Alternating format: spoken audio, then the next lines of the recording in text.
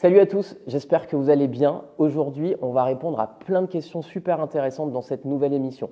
Sommes-nous tous devenus individualistes?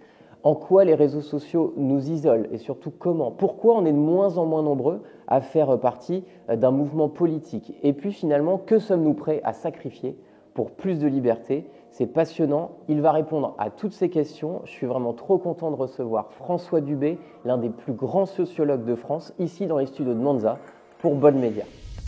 François Dubé, bonjour. Bonjour. Merci beaucoup d'être avec nous. On est vraiment trop content de vous recevoir ici dans notre studio. Vous êtes sociologue de renom. Vous êtes professeur émérite de sociologie à l'Université de Bordeaux. Vous avez travaillé sur la sociologie de l'éducation, sur les inégalités sociales et sur les sentiments d'injustice. Votre dernier livre que j'ai ici dans les mains s'intitule « Tous inégaux, tous singuliers, repenser la solidarité ». C'est aux éditions du Seuil. On a énormément de questions à vous poser, mais la première et la plus simple, j'imagine, pour vous. Qu'est-ce qu'un sociologue et à quoi ça sert d'abord? Logiquement, un sociologue est quelqu'un qui étudie la vie sociale, donc qui recense des statistiques, qui fait des enquêtes, qui décrit, qui essaie d'expliquer le monde social dans lequel on vit. Alors, à quoi ça sert? Ça ne dépend pas toujours de lui. C'est-à-dire que parfois ça sert, c'est-à-dire que les acteurs sociaux, les politiques, les mouvements sociaux s'accaparent les analyses des sociologues pour agir. Dans la plupart des cas, il ne se passe pas grand-chose, mais ça ne dépend pas véritablement des sociologues. Les sociologues font leur boulot comme un tas de gens. On pourrait dire que dans un grand nombre de domaines, les scientifiques font des recherches, ensuite elles deviennent des inventions industrielles ou pas. Mais ça ne dépend pas forcément de... Et donc le sociologue, lui, décrypte le fonctionnement de la société On quelque essaie de part comprendre ce qui nous arrive, oui. Ouais. Et en sort parfois des solutions, des idées, des chemins à prendre. Enfin, en ce qui me concerne, on ne sorte pas des solutions.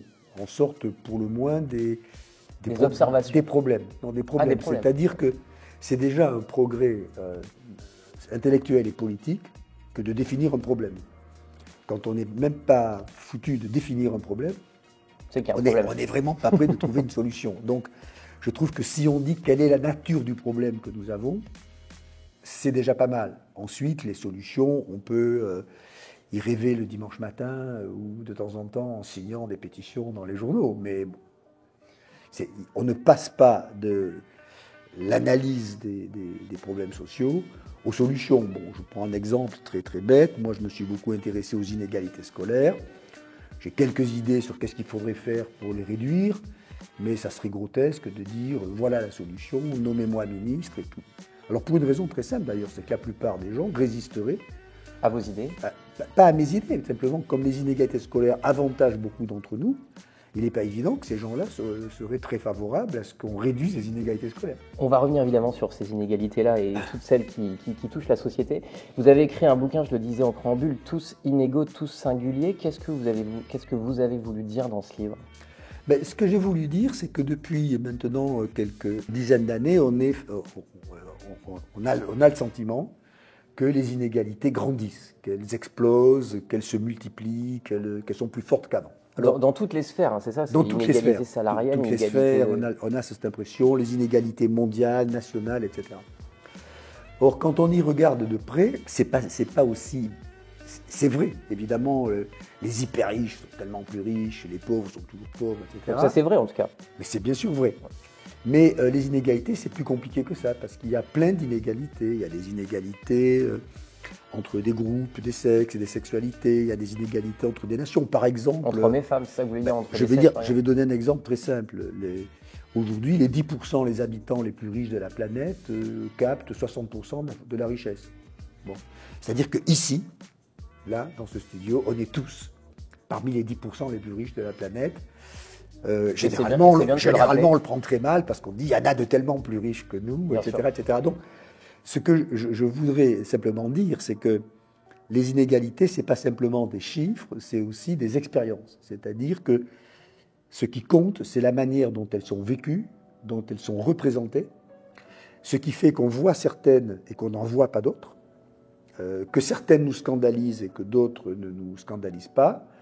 Et la question, c'est qu'est-ce qu'on en fait? Mais ce n'est pas uniquement la question de savoir si elles sont plus grandes ou plus petites. Je vais prendre un exemple très simple. Si vous prenez sur les 50 dernières années, les inégalités hommes-femmes, elles se sont plutôt réduites.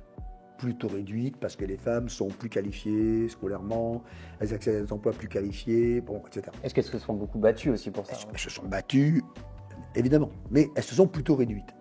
Mais le sentiment que ces inégalités sont intolérables est beaucoup plus fort aujourd'hui qu'il ne l'était il y a 50 ans, où ces inégalités étaient beaucoup plus grandes. Ce qui veut dire que, l'expérience qu'on a des inégalités n'est pas le reflet des inégalités que l'on mesure. De la force des inégalités voilà. en soi. Oui, je comprends. Et ça vient d'où ça? C'est qu'on est plus susceptible finalement aux inégalités? Non, ça vient du fait qu'on vit en ayant des représentations de la vie sociale. Mais du coup, c'est la question que j'allais vous poser. Vous êtes en train de dire qu'au final, on est devenu... par les inégalités, on est de plus en plus individualiste. Est-ce que justement, il y a cette influence américaine ou ce capitalisme qui a transformé la société française, qui nous a transformés, nous, dans le désir d'être plus riche que l'autre, dans le désir de réussir sa vie à nous, etc. Je ne crois pas à l'influence, que ce soit l'influence américaine. Je veux dire,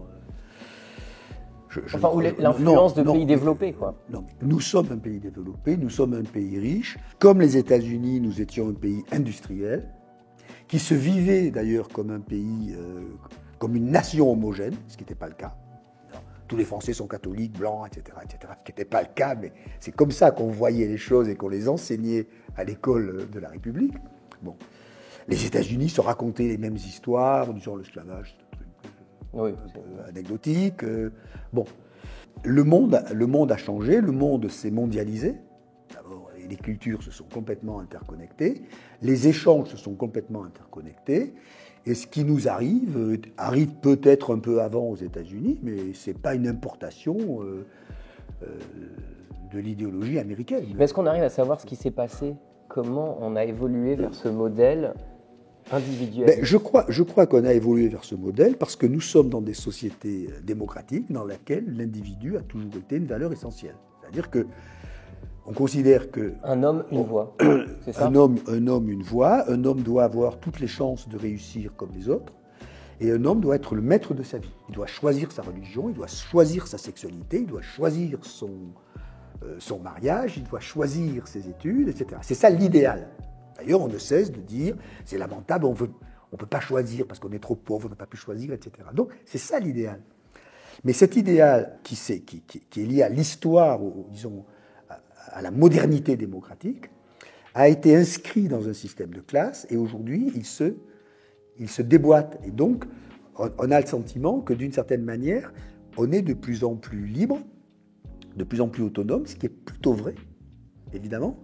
Mais en même temps, on le paye avec un sentiment d'incertitude énorme, la peur d'être déclassé, tout fout le camp, etc., etc.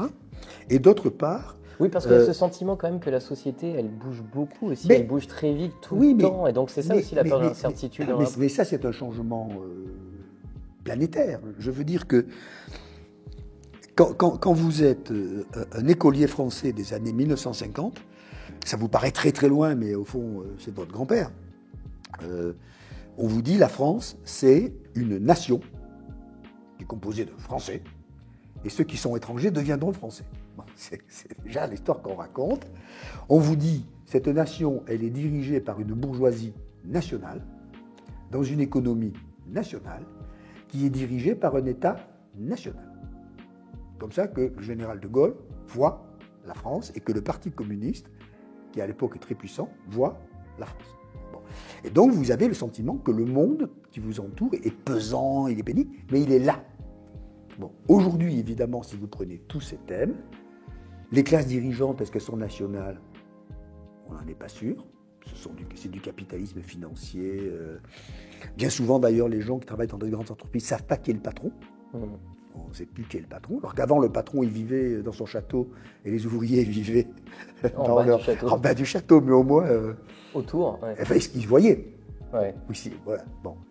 D'autre part, vous aviez des cultures nationales. Aujourd'hui, l'école, pour prendre un exemple que je connais bien, enseigne une culture nationale, mais les gamins qui passent beaucoup plus de temps sur leur écran ou sur leur téléphone sont confrontés à des cultures qui sont complètement mondialisées, cosmopolites, etc., etc. Donc, on est dans des sociétés qui sont définies par le flux, par le changement, par l'angoisse, ce qui fait que bien des inégalités qui sont plus faibles aujourd'hui que hier sont beaucoup plus mal supportées parce qu'elles menacent. Je ne sais pas si je me fais comprendre. Par exemple, quand vous disiez naguère à quelqu'un « tu es une femme de la classe ouvrière, tu ne fais pas d'études », elle pouvait dire « c'est parfaitement injuste, mais moi je ne suis pas en cause ».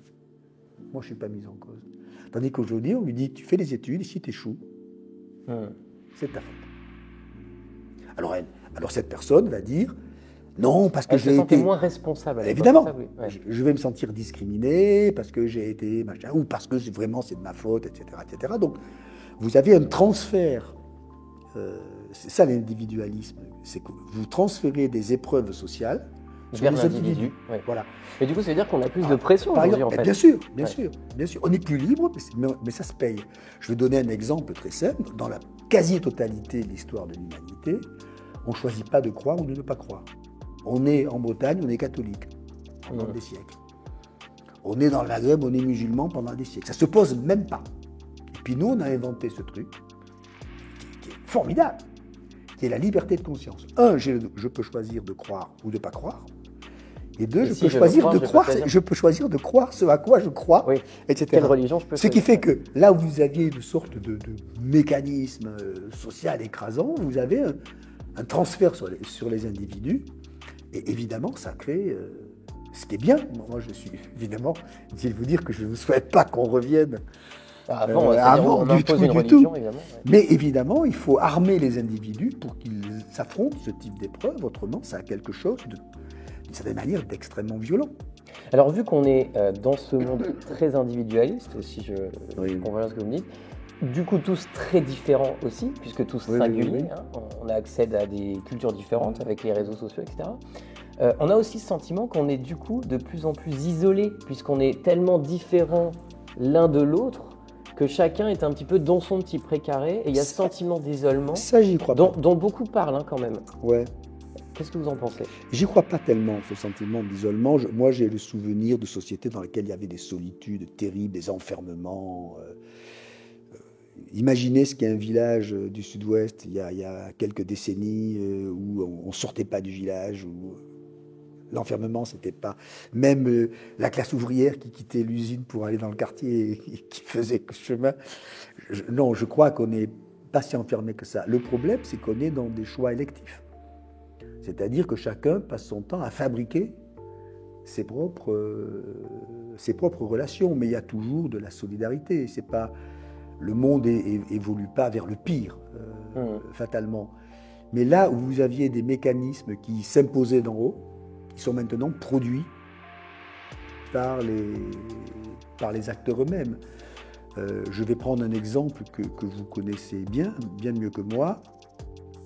Pendant très longtemps, pour vous informer, mais très longtemps, il n'y a pas si longtemps que ça, vous aviez le droit, entre le journal local et le journal local, et deux chaînes de télévision. Bon, aujourd'hui, tous les gens qui ont moins de 25 ans ne lisent pas les journaux locaux, ne regardent pas les trois chaînes de télévision et fabriquent leurs propres médias, leurs propres chaînes, leurs propres… Mais c'est pour ça que d'un individu à un autre… Mais ils créent des solidarités. Oui, mais d'un individu à un autre, on peut ne jamais regarder la même chose. C'est-à-dire que l'individu va regarder un média complètement différent du mien et au final, est-ce qu'il y a le sentiment, au fond, de ne pas se comprendre parce que l'individu est tellement singulier, tellement dans sa singularité, qu'il est trop différent de moi? Le risque, c'est pas tellement l'incompréhension, le risque, c'est la tribalisation. C'est-à-dire qu'on va créer des micros. Moi, je suis très très loin du monde qui est le vôtre. Je suis très très loin des réseaux sociaux, je ne regarde jamais ça, etc. Mais on sait des choses. On sait que contrairement à ce qu'on imagine, qui se ressemblent, s'assemblent et se renforcent. Donc vous rentrez dans des mondes qui se ferment sur eux-mêmes. On a eu beaucoup de choses assez amusantes sur le complotisme pendant la période du Covid. Bien sûr. Bon, vous rentrez dans un système où tous les arguments que vous lisez du matin au soir confirment votre thèse et d'une certaine manière, ce qui l'invalide la renforce parce que ça prouve bien qu'il y a un complot, etc. etc. Donc, ça, c'est la puissance des réseaux sociaux, c'est ça que vous voulez dire? Oui, c'est la puissance des réseaux sociaux. qui nous enferme dans notre idée de départ. Qui, a priori, nous ouvre, ce qui est vrai aussi, il ne faut pas non plus raconter l'histoire, mais dans un grand nombre de cas, nous enferme, Dans une certaine forme parfois de radicalité même, puisque oui, on a l'impression que c'est toujours le contenu plus radical qui va le faire plus. Oui, parce que quand vous êtes proposé. Quand vous êtes, parce qu'il y a des choses cognitives, si vous voulez, enfin, des mécanismes cognitifs, c'est-à-dire que psychologique. Même. C'est-à-dire que si vous dites, voilà le problème, les réponses sont compliquées. Je prends un exemple banal, tout le monde aujourd'hui admet quand même qu'il y a un problème écologique, à peu près. Tout le monde vous dit, oui, alors ce qu'il faut faire, c'est très compliqué, parce qu'il faut que les gens se déplacent, mais qu'il n'y ait plus de voitures, etc., etc. Donc ça devient très compliqué. Il est évident que quand vous êtes dans ces univers de complexité, il y a une prime à la radicalité. Parce que c'est facile. Parce que votre capacité de conviction est beaucoup plus forte. Donc, et ce qui crée d'ailleurs aujourd'hui dans tous les pays comparables, je veux dire les pays d'Europe occidentale plus l'Amérique du Nord, pour dire les choses, ce qui crée un décalage entre la classe politique, qui est toujours en train de régler des problèmes, de faire de la technocratie, etc., et des colères populaires qui n'en finissent pas. Et ça c'est quand même extrêmement troublant. Alors, on vous a invité, François Dubé, parce qu'on considère que vous êtes un sage de la sociologie. Ça fait des dizaines d'années que vous faites ça. Est-ce que la société actuelle, pour vous, est moins belle qu'avant? Ou est-ce qu'au contraire, on peut dire qu'aujourd'hui, on vit mieux qu'hier? Alors, si je prends un tas d'indicateurs, on vit mieux. C'est bien, non, mais c'est bien de le dire. On vit mieux, évidemment. On est beaucoup plus éduqués. Je veux dire, quand j'ai passé le bac, moi, c'était 12% de l'unité d'âge qui est passé le bac. Aujourd'hui, c'est 80%. Alors, on peut dire, oui, mais ils n'ont pas tous le niveau. Bien sûr, mais enfin, quand même. Donc, on a accès au savoir. On vit mieux. Ouais. L'espérance de vie, c'est quand même considérablement allongé. La mobilité, c'est incroyable. D'ailleurs, ça pose tellement de problèmes qu'on a que des bouchons partout, etc. Mais enfin, je veux dire, arrêtons de dire que tout est pire. Ce qui, en revanche, me semble être pire, c'est que tout ce que nous vivions il y a très longtemps était inscrit dans une sorte de récit un peu obligatoire, de récit qui était le récit du progrès. Ça ira mieux demain. L'industrie, c'est bon. La science, c'est bon. L'ouverture des frontières, c'est bon. Voilà. Il y avait cette espèce d'optimisme. On voit bien qu'aujourd'hui, même si objectivement on vit plutôt mieux, bien souvent, que naguère, c'est le récit social dans lequel auquel on adhéré est complètement décomposé. Ce qui fait d'ailleurs qu'aujourd'hui, les partis qu'on appelle populistes, c'est très intéressant, vous disent on n'a qu'un seul avenir, c'est de revenir à hier. Retrouvons la famille d'autrefois, l'église d'autrefois, le village d'autrefois, la France d'autrefois dans laquelle tout le monde était blanc. On est oui, il y a une sorte de nostalgie du monde d'avant. Évidemment, ouais. Parce que quand vous n'avez plus le rêve d'un monde meilleur, vous pensez que celui d'hier était formidable. Mais c'est des blagues, évidemment. C'est des blagues. Du coup, François Dubé, avec tout ce qu'on s'est dit, moi je voulais savoir s'il était encore possible de faire société. Et qu'est-ce que ça veut dire aujourd'hui, en 2023, de faire société? De faire nation, même.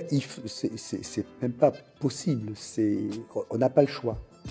Il faut faire société. C'est-à-dire que... Vu qu'on est tous très différents les uns des autres. Oui, mais ça n'empêche pas de créer du commun. Ça n'empêche pas de créer du commun. Alors ce commun... Ouais. Non, ce commun, il peut se faire d'abord par les institutions, qui fait que vous mettez ensemble des gens. L'école, par exemple. Moi, je suis défenseur de l'école commune. De l'école qui fait qu'on est tous ensemble, indépendamment. Après, il y aura des bons élèves et des moins bons. Mais qu'on ne commence pas à les séparer à 6 ans. Ça serait plutôt pas mal. Bon, on peut avoir il faut incontestablement, moi je suis très mal à l'aise avec ce sujet, mais il faut redéfinir ce qu'est une nation. La nation française n'est plus ce qu'on croyait qu'elle était. D'ailleurs, quand on croyait qu'elle était comme ça, elle n'était pas comme ça déjà.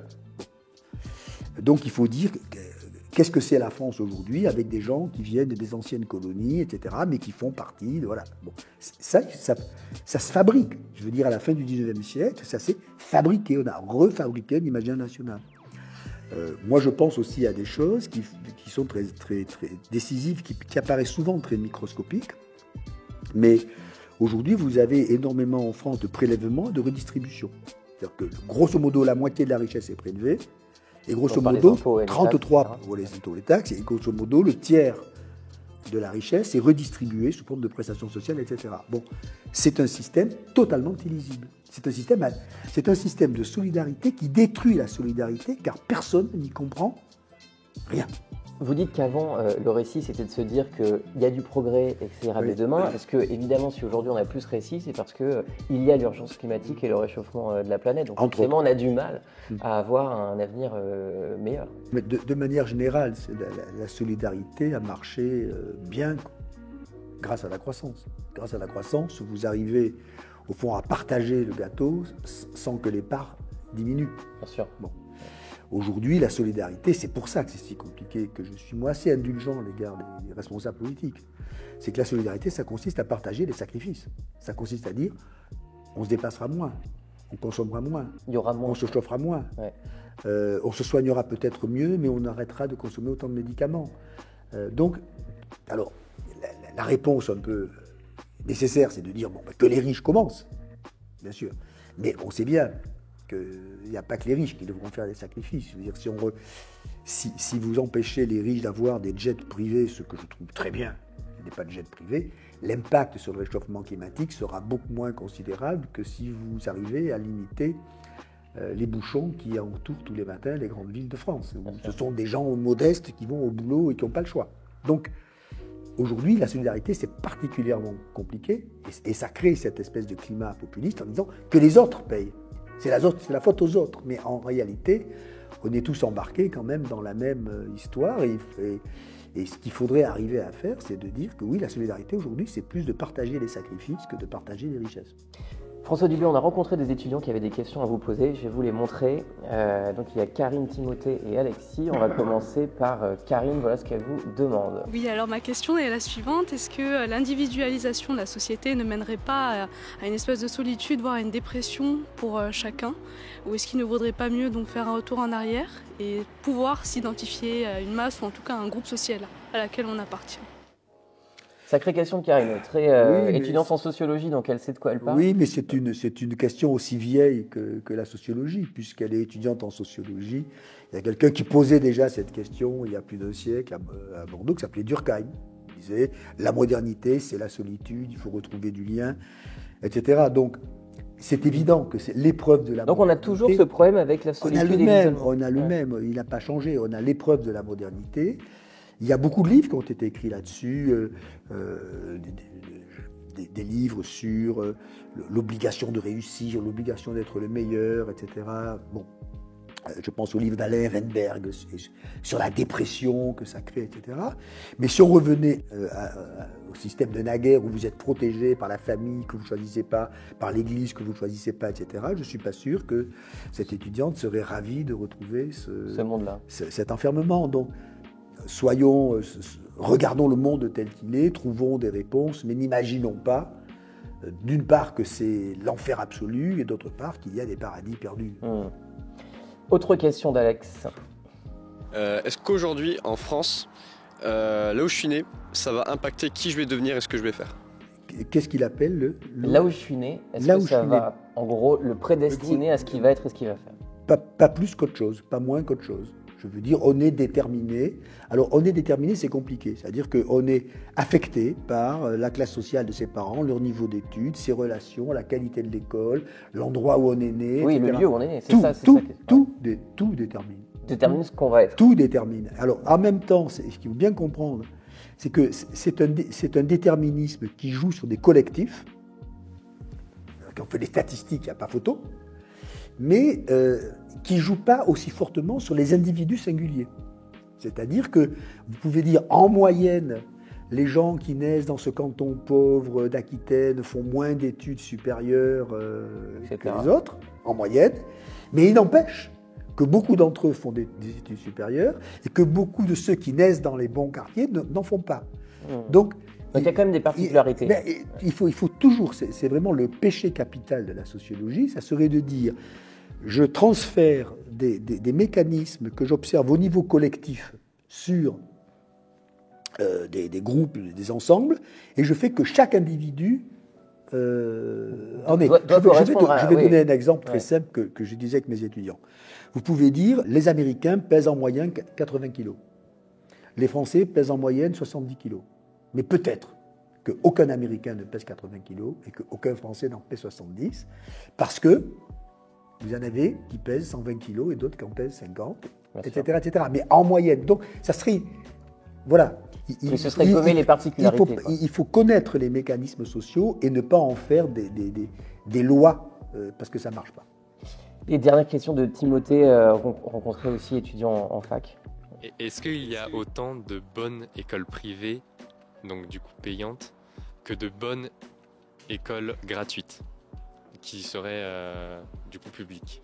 Alors, on ne sait pas si les écoles privées, toutes choses égales par ailleurs, sont meilleures que les écoles publiques, toutes choses égales par ailleurs. Voilà, on ne sait pas.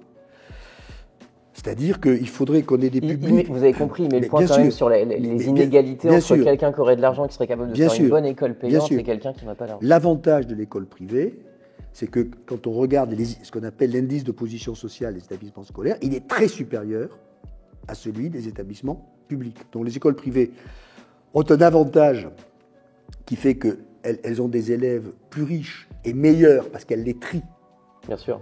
que les écoles publiques, mais on ne sait pas si elles sont meilleures que les écoles publiques. On ne le sait pas. En termes de cours, et à mon avis, de profs, etc. Et à mon avis, c'est probablement beaucoup plus aléatoire. C'est-à-dire que vous pouvez avoir des écoles privées qui vivent sur leur capital de recrutement qui ne sont pas très bonnes, des écoles publiques qui font tout ce qu'elles peuvent pour faire progresser les élèves, mais évidemment, comme ils viennent de très loin, ça ne marche pas. Donc, l'histoire de l'école publique et de l'école privée, ce n'est pas tellement une histoire de qualité de l'école, c'est une histoire de marché scolaire. Voilà, ça n'a pas grand-chose à voir avec la qualité de l'école. Merci beaucoup François Dubé, merci de nous avoir fait l'honneur de venir ici dans nos studios. Vous êtes professeur émérite de sociologie à l'Université de Bordeaux, vous avez travaillé sur énormément de sujets comme les inégalités sociales et les sentiments d'injustice, et vous sortez ce bouquin. Enfin, vous sortez. Il est paru depuis l'année dernière, 2022. Tous inégaux, tous singuliers, comment repenser la solidarité aux éditions du Seuil. Merci encore beaucoup à vous, François Dubé. Merci.